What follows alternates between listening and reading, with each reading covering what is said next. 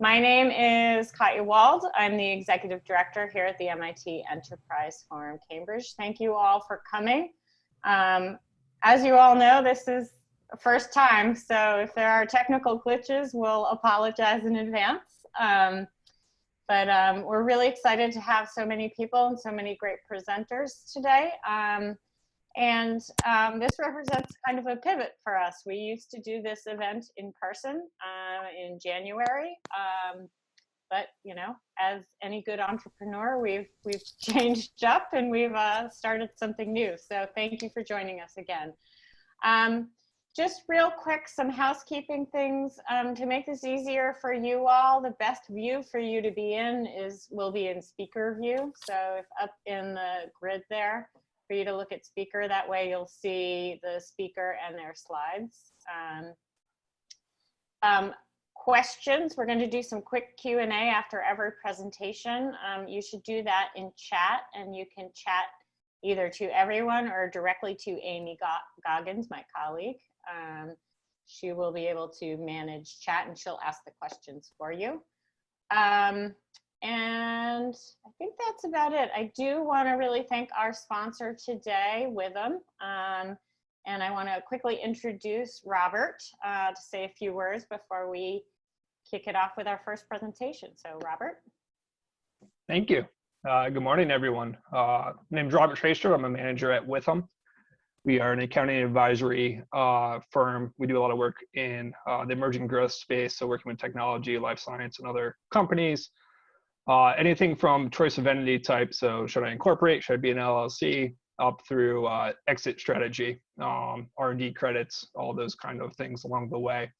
So love being a part of this event, this community, and I won't take too much more of your time. We'll get back to it. Thank you. Great. So I also wanted to mention that we did have one of the startups drop last minute. So we're going to be having 3 presentations today, each of them 8 minutes long. I'm going to be timing them. So for you who are presenting, I'll give you a 1 minute sort of interrupt and tell you when you have 1 minute left. And then we'll go to Q&A after, which I guess we can do a couple more minutes since we have dropped one of the presentations. But the prizes are, as you probably saw, gift cards to, thanks to Witham, $100 gift card to Pammy's in Cambridge, and $100 from our favorite caterer, Baker's Best. And we, Katya, did you post the voting link? So people I didn't, but I will. So okay. We'll put the voting link in chat. Make sure you vote. We'll also follow up with an email because we'll leave the voting up for about a week. Yeah, as well as the recordings, and you're recording, right, Katya? I am. Good. All right, we're going to start right off with the first presentation from Cloud Agronomics. You're up. Okay, thank you. Hi, thank you. My name is Petra. Can everyone see my screen okay? Okay, great. So thank you for your time today, and I'm excited to tell you more about how Cloud Agronomics is bridging the gap between agriculture and technology. We are a geospatial analytics platform that takes hyperspectral imagery from planes, and we produce these analytics at scale. Agriculture, as we all know, is one of the largest, oldest, and most vital industries on Earth. Although this is true, our founders realized that the technology available to agriculture is lackluster, leaving the industry guessing when making most of its decisions. Right now, if a farmer wants to know how his fields are doing, the farmer has 2 industry standard options. 1, hire a crop scout to sample their fields for lab analysis, or 2, source aerial imagery that only tells them if their plants are stressed, but not why they're stressed or what to do about them. And frankly, we've heard again and again that farmers are sick of hearing that their crops are stressed because this isn't actionable. The point is, neither option is ideal for the farmer because single soil sampling and crop tissue sampling doesn't give them the scale that they need, and the aerial imagery doesn't give them the detail that they need. The result is inordinate amounts of food waste, use of pesticides, herbicides, and fertilizers, soil degradation, and an increase in carbon emissions. Our founders saw this opportunity to innovate. Cloud Agronomics is scaling the detail of lab analysis with hyperspectral imaging which sees through the surface of each crop, much like a CT scan. We can capture the instantaneous performance of crops, soil, and yields for every plant on the planet through a living map of global agriculture. It had only been proven that hyperspectral imaging can scale in a lab before, but last year we proved that we can actually scale it, and we flew over 500,000 acres in the US, collecting feature-rich data on mainly row crops. This year, we're commercializing one of our solutions, NPK, which is a nitrogen, phosphorus, and potassium nutrient analysis on crops. This year, we're working on paid proof of concepts with Microsoft AI for Earth and Indigo Ag. Our three solutions, nutrient analysis, yield predictions, and carbon monitoring, have the potential to not only generate revenue for the agriculture sector, for companies like ag consultants, grain marketing advisors, or food co-ops, and of course, growers as well, but other industries too, like commodity traders, risk insurance, and government agencies that rely on agriculture data to make their decisions too.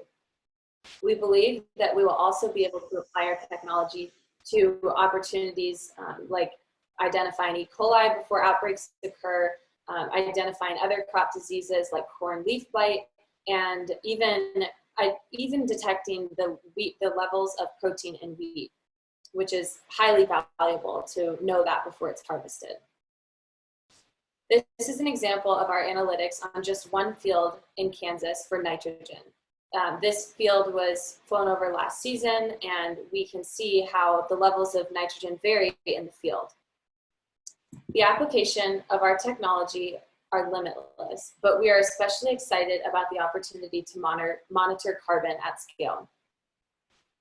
We have discussed how important agriculture is, but we haven't discussed how much carbon it emits. It is one of the largest contributors to climate change, emitting roughly a quarter of global emissions. Of course, this includes everything from farm to fork, but the need for innovation at every stage of food production is obvious. Around 1 trillion tons of excess carbon are in the atmosphere, and industrial agriculture does not take advantage of soil as a carbon sink. Instead, we are actually only holding about 1% of carbon in the soil. With the adoption of a few regenerative practices like cover crops, crop rotation, silvopasture, applying compost, and even managed grazing, we can actually take that 1% carbon in the soil and increase it by threefold, or by 300%, and hold 3% in the soil globally. This is simplified math, but if we were able to triple the amount of carbon sequestered in the soil today, then we can actually through agriculture, reverse the effects of climate change by using farming as a carbon sink. Now, we know that these practices are beneficial for the climate, and actually in the long run, they're beneficial to farmers too, because they don't have to use as many inputs, which are very expensive for them. And second, in the long run, they end up increasing their yields. But initially, the adoption of regenerative practices can actually make farmers lose money in the short term, and perhaps definitely have compounding issues with breaking from social tradition and from the pressure of industrial agriculture. So people have said and come up with carbon marketplaces as a way to incentivize farmers to actually transition into into regenerative agriculture. But these carbon marketplaces need a way to verify how much carbon is in the soil and how much carbon can be in the soil if we continue to practice regenerative agriculture. And that's why Cloud Agronomics is doing these paid proof of concepts this year with Microsoft and Indigo, because we're actually developing our models to do just that. Right now, soil carbon monitoring is limited the same fashion that tissue sampling of crops is limited, where we can only take a few geolocated references across the field, and then we have to extrapolate. And that's not enough if we're pricing carbon in the future, which we will be doing. Using our technology, hyperspectral imagery at scale, to identify and monitor carbon can unlock soil as a solution instead of as a contributor to climate change. With custom data collection, proprietary standards and algorithms, and machine learning that surpasses any of its kind. It goes without saying that our team is the reason we are able to do any of this. Working in agriculture demands intimate understanding of agriculture and the different interest groups that exist in that space.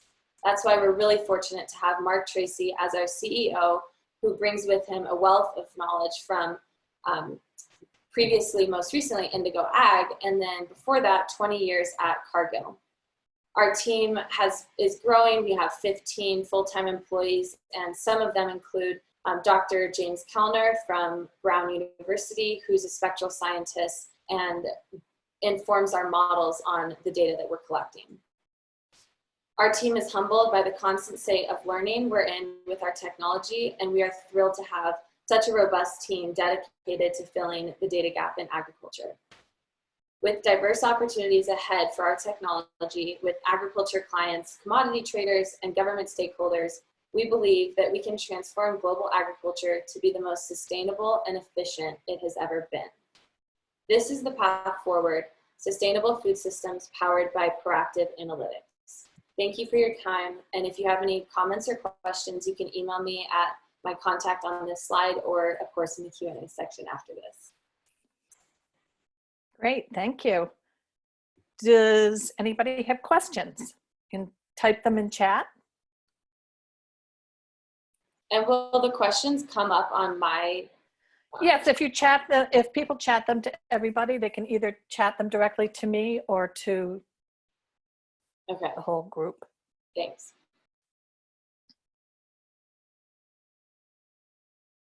No questions? Quiet group. Ah, there we go. There's one. So is there a minimal or optimal size of field to be surveyed? No, we actually, well, of course, for the purposes of our data, since we're covering a lot of ground, we prefer larger fields. So we're luckily for us, we're operating mainly in the US right now, where the average field, the average farm size is 5,000 acres. So we're definitely flying over a lot of acreage when we're collecting data. Got it. There's another question here. What is the revenue model? Yeah, that's a great question. So we function, we are not a direct farmer sale, mostly because it's very difficult to make a relationship with so many individual people. So we're actually, in our revenue model this year, we're focusing on ag consultants, grain marketing advisors, and food co-ops, and they are accessing our NP&K solution through a subscription model on a per acre basis. And we're expanding we're expanding into predicting yields and carbon monitoring, and those will, the revenue model will be different there. But as far as the channels, we're really focusing on the ag, where our beachhead market is agriculture, and then we hope that we can develop into further markets as we develop our technology. Great. There's a follow-up question for the field size question. Can it be used for small scale viniculture? Yeah, that's a great question. Right now, we are not focusing on permanent crops. However, we are very interested in developing our technology for permanent crops with wine grapes and even, like you said, small scale viticulture. That's there's definitely interest there. Great. Another question that came in is, do you own and operate the aerial vehicles, or is the data collected via publicly available data sets? We collect all of our own data, and we partner with aircraft, with an air operator that already does a lot of diagnostics for agriculture. So we bring our remote sensing apparatus and attach it to the airplanes, and then they collect the data. We, I guess, in partner, collect the data. Great. One more question. Amy, you can. For the carbon sequestration play, do you encourage farmers to change what they plant, replacing cash for crops to cash for carbon trapping. Could you repeat the question? Yeah, sure. For the carbon sequestration play, do you encourage farmers to change what they plant, replacing cash for crops to cash for the carbon trapping? Okay, I see. No, we don't, and because we're not operating as the there's farm management there's third-party farm management systems that help farms go from industrial practices to regenerative practices, and they would have interest in what specifically the farmer is planting. But just to give you an example, like a easy fix or an easy kind of first touch experience with regenerative ag is planting legumes over a field that already has a crop in it. So it's just it's just using nature and working with the rhythm of the soil instead of fighting it with only planting one crop. Great. Amy, how are we on time? We have 1 more minute if anybody has one more Okay. question. I have one more question here then. There's a question on, can you share a little bit more about your go-to-market strategy and your unit economics? Yeah, so right now we are operating at a $6 per acre sale, and it costs $2 per acre to collect that data. So we're working with a nice margin there. And as far as a go-to-market strategy, it's definitely, we're learning as we go. And right now we have clients, namely ACG this year, that is working with us on developing kind of our first live program of working with that subscription model. Great. Thank you so much. Thank you. And like I said, right. if you have more questions, my email is below. All right, next up we have Nisio, Michael Emmerling.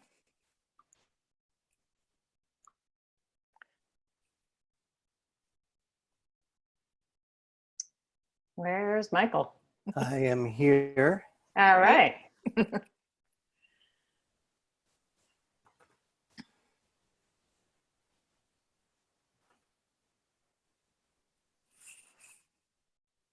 Can everybody see my screen okay? Yep. We can.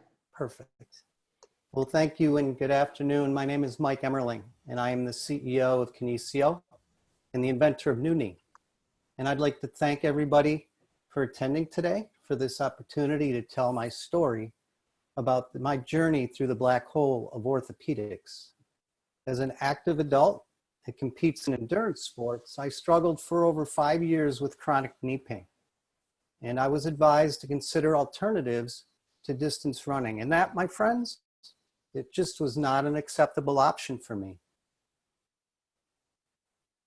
I suffered from a condition known medically as patellofemoral pain. It's commonly known as runner's knee. It afflicts over 50 million people in the US, 1 in 5 in our general population, including 1 in 14 adolescents and 1 in 10 military recruits. The pain is associated with excessive pressure caused by a lack of space between the patella, your kneecap, and the femur, your thigh bone. A healthy knee has a small space between the patella and the femur. And that healthy knee, that small space allows the patella to glide freely as the knee flexes. So Nuni is designed to provide an anterior lift on the patella, and that lift restores that healthy space. I'm going to show a brief video now of Nuni being applied.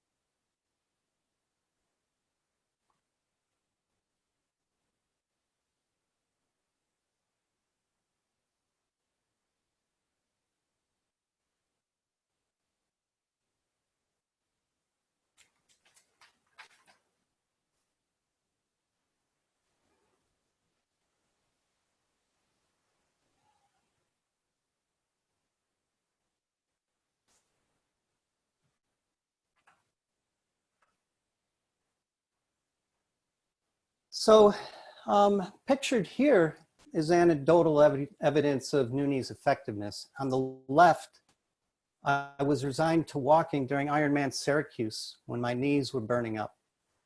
The tape you see on my knee was just no match for patellofemoral pain. On the right, I was running strong at Ironman Lake Placid. That was just 1 month later, and Nooni allowed me to run pain-free. Pictured here is clinical evidence of our claim. And on the left is imaging of my knee prior to using Nooni. And you can see there's very limited space there. On the right is imaging of my knee with Nooni applied. There's a remarkable 40% increase in joint space. And here's perspective of the efficacy of Nooni from both clinical and anecdotal perspective. Using clinically recognized scoring, Nooni's provided over 80% reduction in symptoms, stiffness, and pain while increasing functionality. But most notably, Nooni has changed lives. Bob, a 70-year-old runner, completed his first marathon with Nooni. Zach, an 18-year-old collegiate high jumper, completed his first season. And Joe, a 35-year-old retired U.S. Army officer, completed his first run in over 3 years with his girls. So what differentiates Nooni from other knee supports is its ability to provide an anterior lift on the patella to relieve pressure. Competitive products use compression and they're unable to relieve pressure. In fact, they add pressure, and that can actually worsen the condition over time. So to date, we've achieved many major milestones. We built a business that's ready to scale, and we've been awarded a US patent and trademark. We have scalable production and fulfillment capability. And we've tested the viability of multiple sales channels, which include e-commerce, retail, and clinical. We now have over 500 customers from coast to coast: runners, cyclists, hikers, amateurs, and professionals. And they've offered 5-star testimonials. And they include NFL Hall of Famer Thurman Thomas. We're also clinically recommended, and clinical trials are currently underway at Nazareth College School of Physical Therapy. We've built our foundation, our ecosystem. It includes incubators, coaches, universities, clinicians, engineers, and marketers, manufacturers, retailers, and distributors. The business opportunity is significant, with the total market valued at over $5 billion. And our goal is to acquire just 2% of that market over the next 5 years. Our 2-year plan is to achieve $1 million in revenue and be cash flow positive. And we'll fuel our growth by scaling our established e-commerce, retail, and clinical channels. Our 5-year plan is to achieve $40 million in annual revenue, and we will acquire 1 million customers worldwide. It will be fueled by scaling our retail and clinical distribution, and we will also build revenue with insurance reimbursement, licensing, and expansion into international markets. Our business will be valued at over $130 million. So to achieve our goals, we're seeking to raise $750,000 in exchange for 25% equity. And we will exit through acquisition in 2025 with projected value of $130 million, providing a 43x return to our investors. So I would like to invite you to come run with us. My contact information is shared on the screen, and I want to thank you once again for this opportunity here today. Thank you. We had a bunch of questions come in, so I'm going to start off. I'll go from last to first. How long does Nooni last? Is it supposed to be worn only during activities or all the time? Well, so we recommend that Nooni is worn during the activities which cause the pain.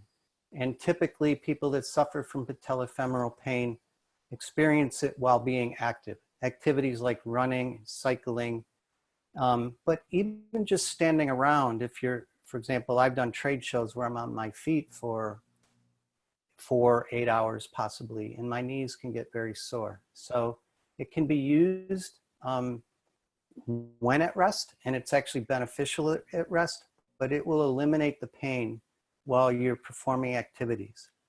I'll add to that by saying that that's why it's being clinically recommended, because the physical therapist, to take somebody through physical therapy associated with this condition, they have to actually perform exercise to strengthen the quads and such. So they're using it to eliminate the pain and allow their patients to perform a greater workload. Great. So there's a question about what is the ASP, margin on each item sold?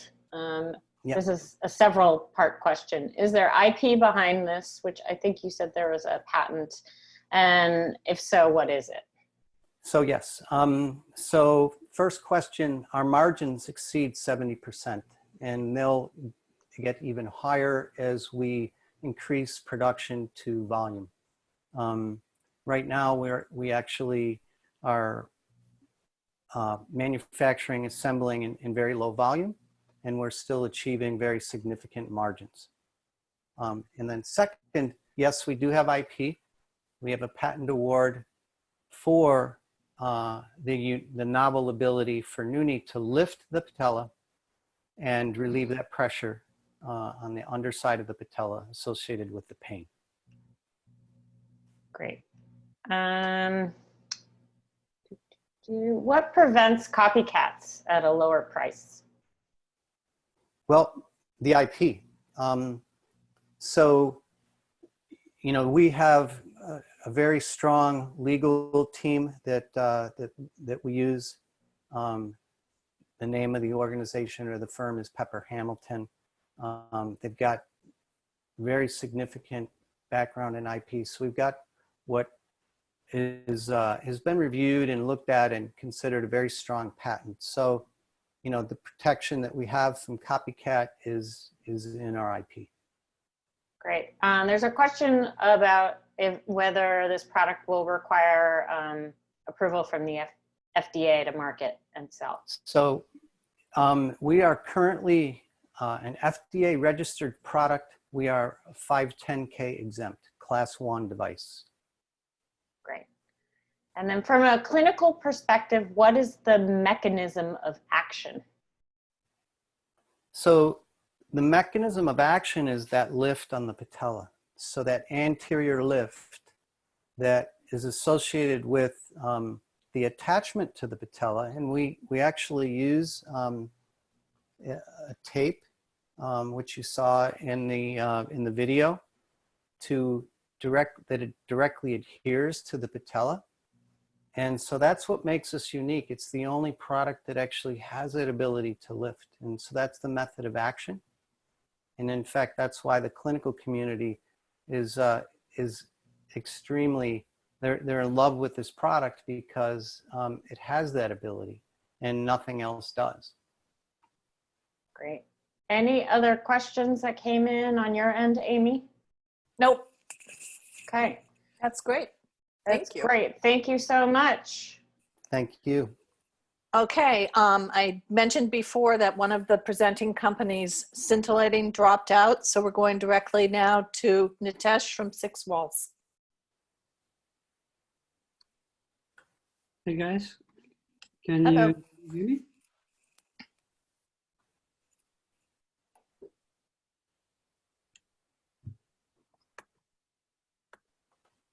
Hey folks, can you hear me and can you see the presentation? Yes. Yeah, so great job, Michael. You know, I do have knee pain too, so I'm definitely gonna check out the thing.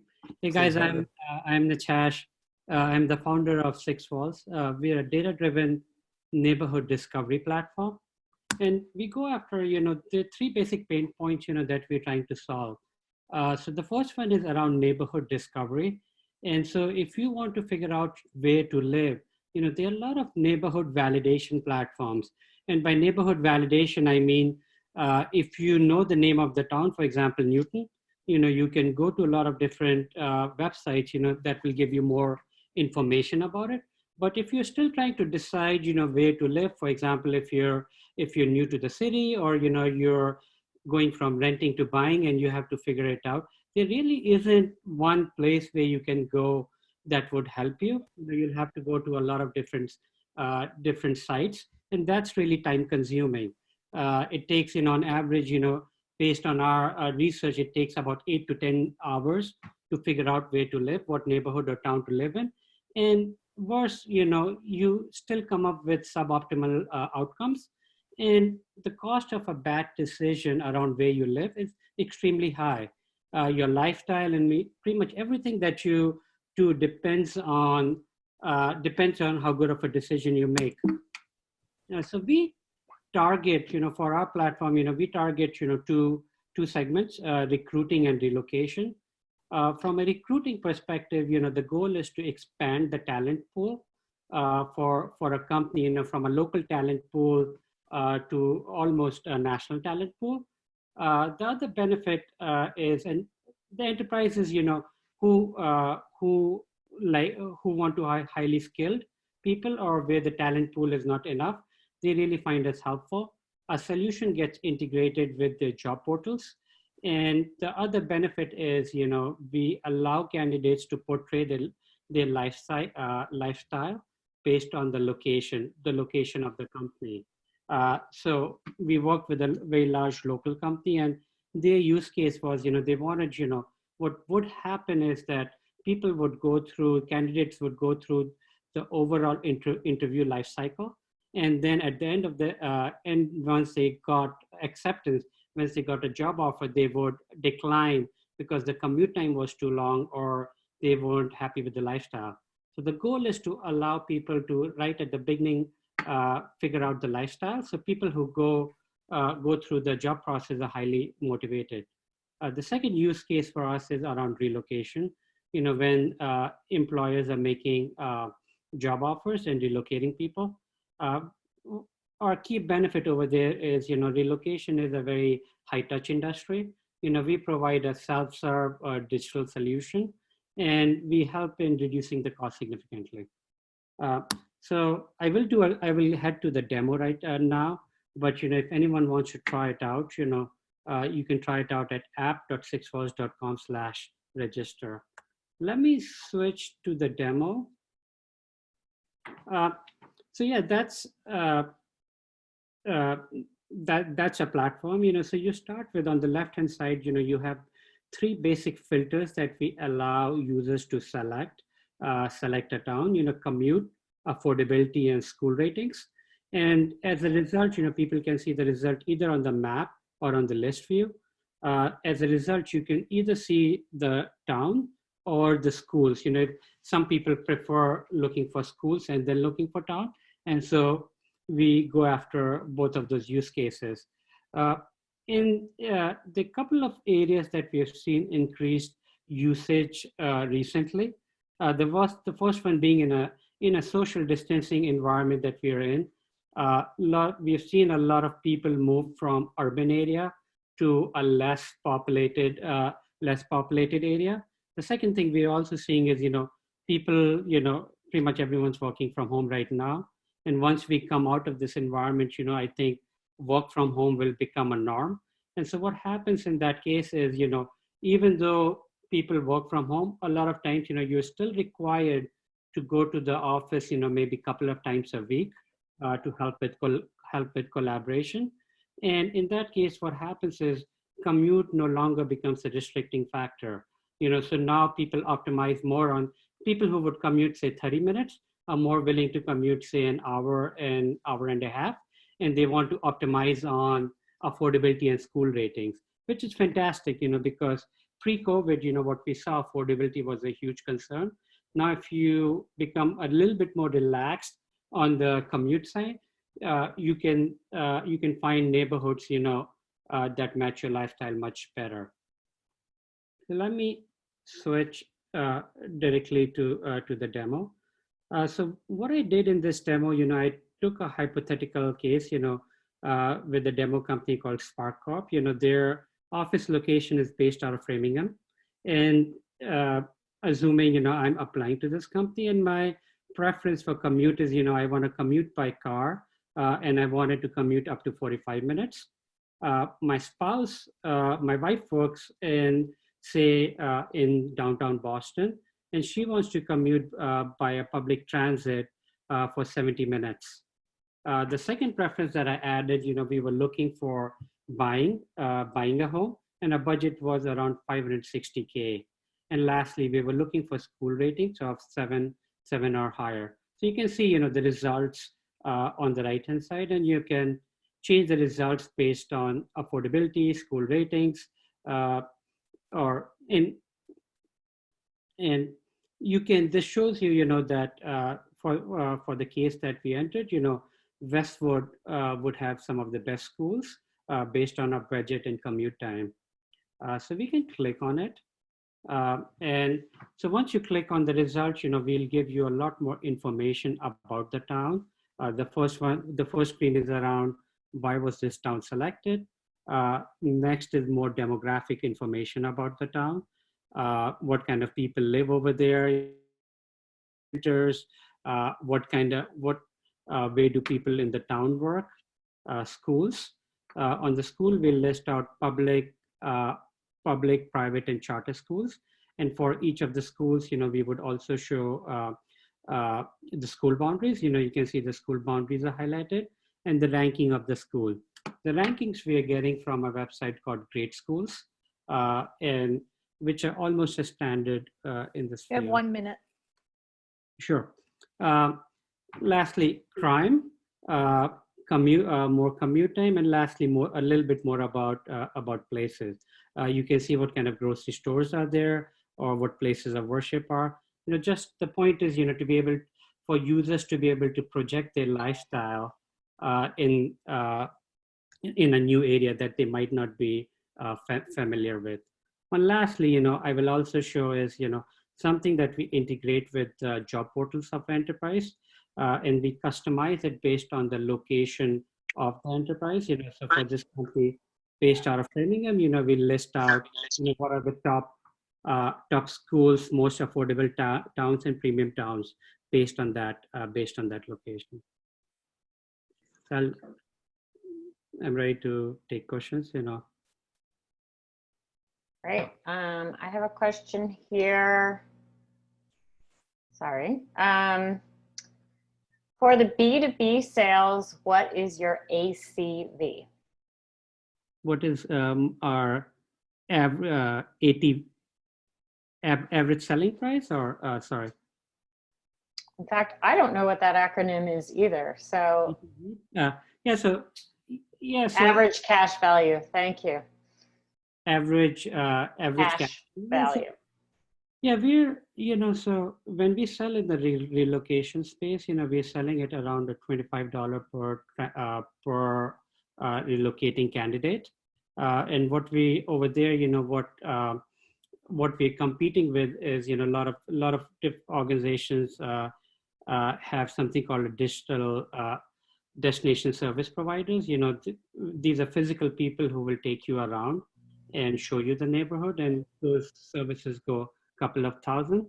And in the case of recruiting, it depends on number of location and how many sites they have and how many number of candidates they're expecting. But typically our solution starts around $10,000 from a recruiting use case.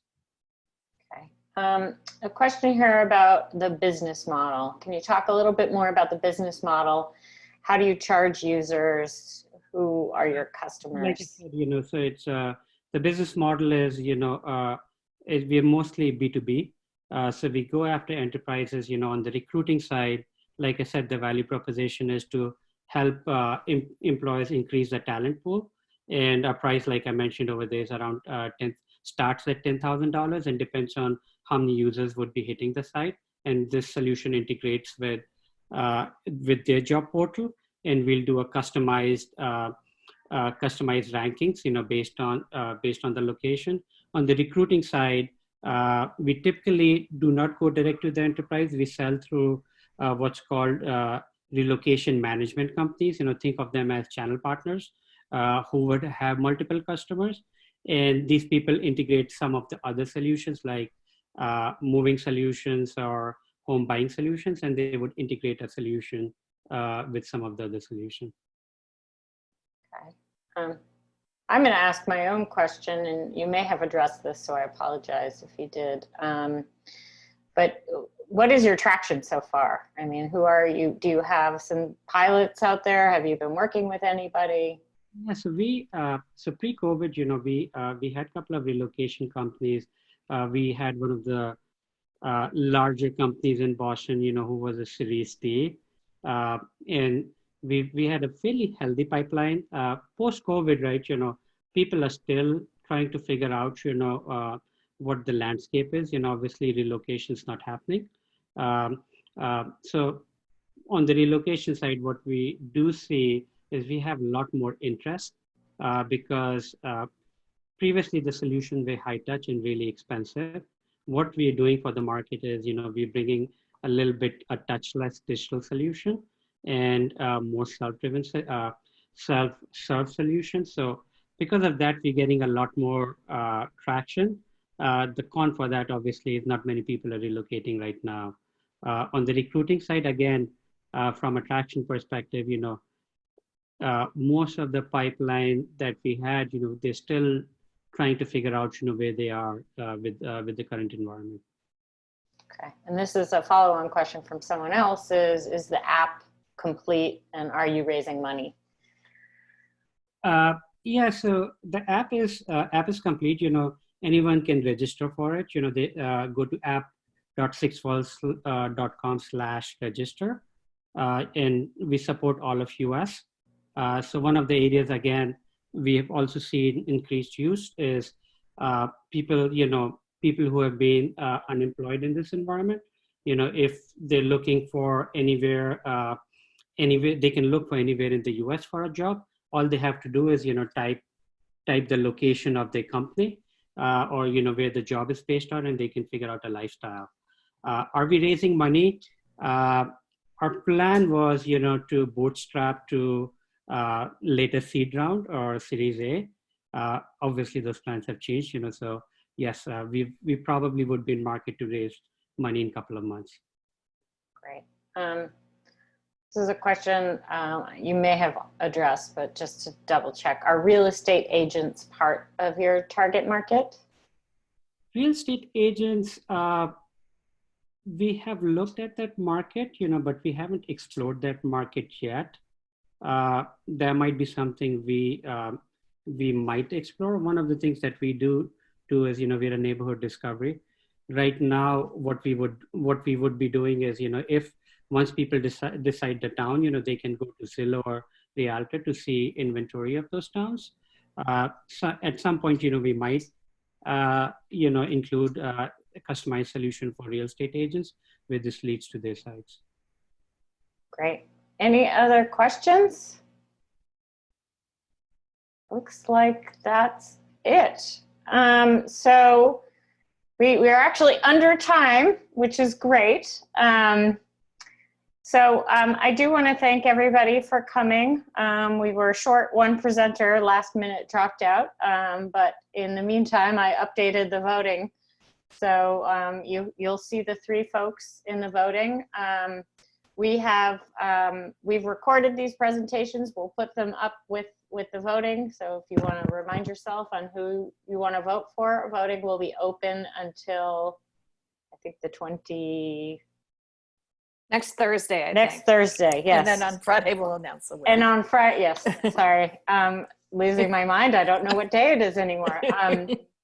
We'll announce it at our next Startup Spotlight, which is next Friday. So I hope you all can join and listen to the next pitches. But other than that, thanks for coming. Thank you all for presenting. And we look forward to seeing you guys all next week.